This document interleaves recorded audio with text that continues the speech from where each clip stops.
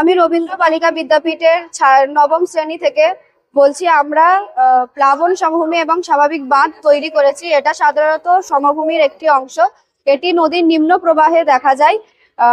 নিম্ন প্রবাহে যেহেতু নদীর জলস্রোত অত্যন্ত কম থাকে, যার কারণে নদী বহন করার ক্ষমতা যে সেটা থাকে না, এবং নদী শুধুমাত্র সঞ্চয় কাজ করতে থাকে। এবং একসময় সঞ্চয় কাজ করতে করতে নদী গর্ভ ভরাট হতে থাকে পলি দ্বারা, এবং সেই পলি দ্বারা ভরাট হতে হতে নদী উপত্যকা অগভীর হয়ে যায়।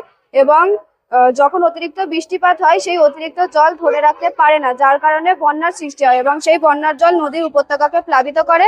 এবং সেই বন্যার সাথে যে সমস্ত পলিগুলো বয়ে আসে, সেগুলো সঞ্চিত হয়ে একসময় সমভূমি সৃষ্টি করে, যাকে প্লাবন সমভূমি বলে। এবং পলির সাথে যে সমস্ত বড় বড় দানা থাকে, যেগুলো অত্যন্ত ভারী, বেশি দূর এগোতে পারে না, যার কারণে নদী পার বরাবরই সঞ্চিত হয়ে উঁচু হতে থাকে। একসময় বাঁধের মতো সৃষ্টি হয়, এটাই স্বাভাবিক বাঁধ বলে।